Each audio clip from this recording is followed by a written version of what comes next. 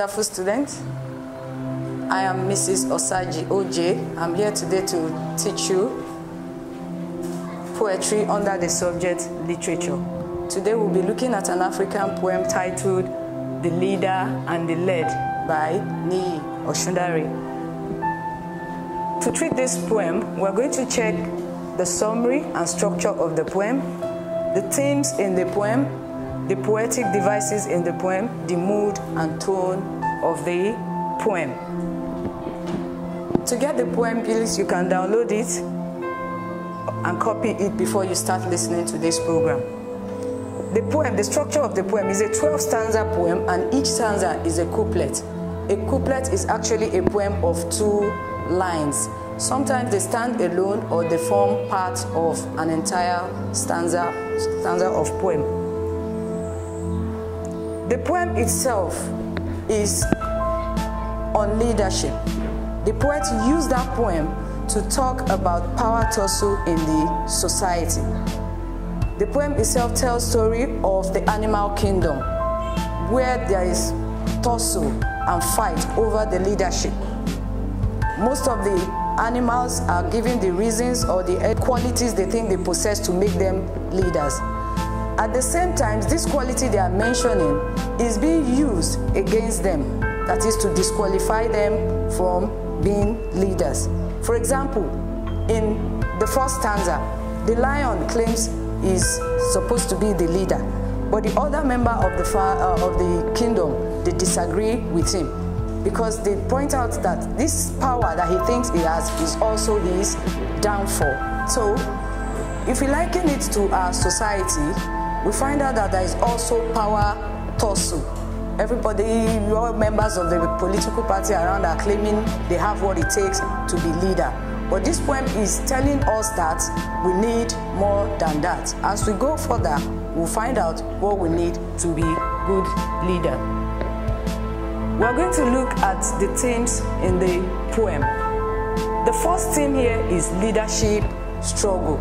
Like I said earlier, the poem itself talks about the struggle between the different animals for the position of leadership. But that is the prominent theme. And if you look at the title, it's clear claims on the fact that the leaders and the led, there is fight between them who to be the leader. The second one is the theme of nature. And how has the poet portrayed this? The use of words. If you just picture the animal kingdom, what comes to your mind is what? A forest filled with these different types of animal. And when we talk about forest, we are talking about unpolluted and undiluted nature. No factory, no company, just pure and undiluted nature. The jungle, the forest, the smell of nature, the rainfall and the storm. Then the next one we have imperfection. If we read the poem, the poet shows us that all these animals that think they are perfect, they are good enough to be leaders, they also have they have one form of imperfection. For example, the giraffe was told that it's so high that it cannot even see what is beneath or what is below it. What does this imply? It implies that as a leader, you should be able to listen to your followers. So if the giraffe has a head as high as it does, it cannot see, let alone understand what is going on between it. Another animal there is the rhinoceros. It's a very, very, very strong animal. We know they walk in pack, and anywhere they go, they leave a mark of destruction.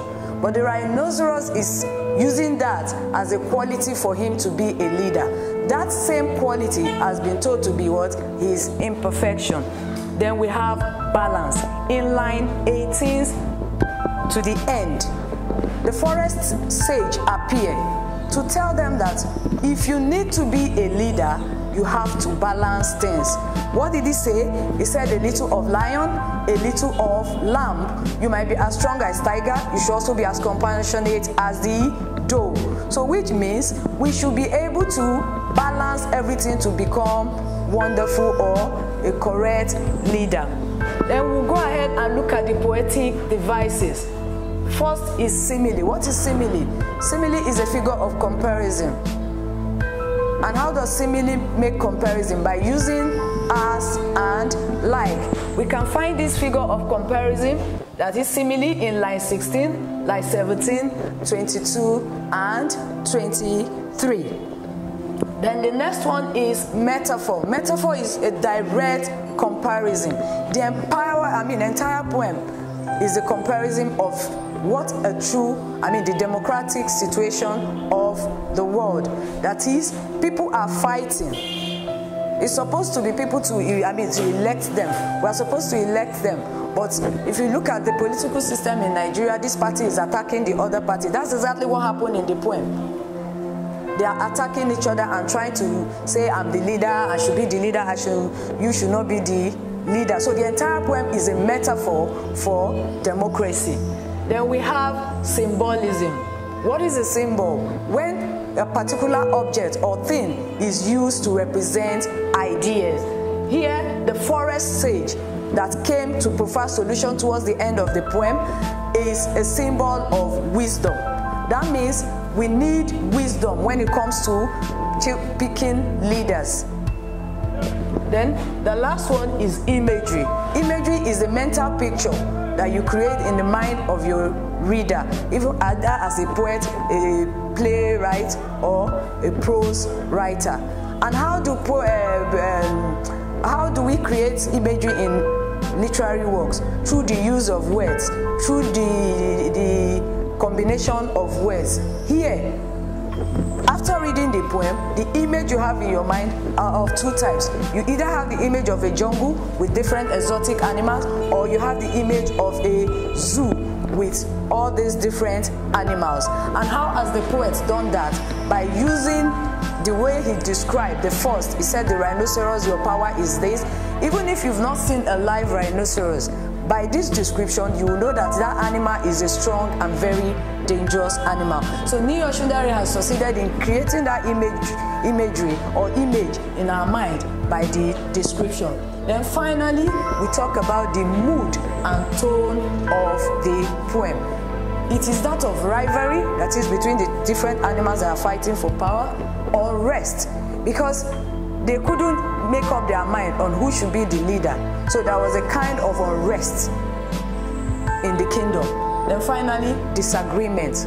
From beginning of the poem to end, lion said, I want to be the leader. The other animal said no. The elephant said, I want to be the leader. Other animals said no, you are too powerful, you are too strong. When you walk around, you can step on even the little animal. To the point that they mentioned so many things.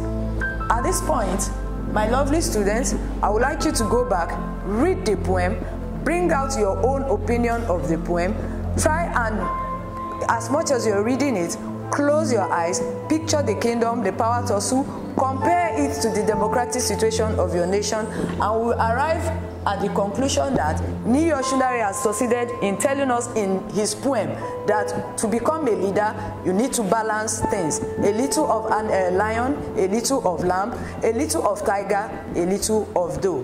Thank you.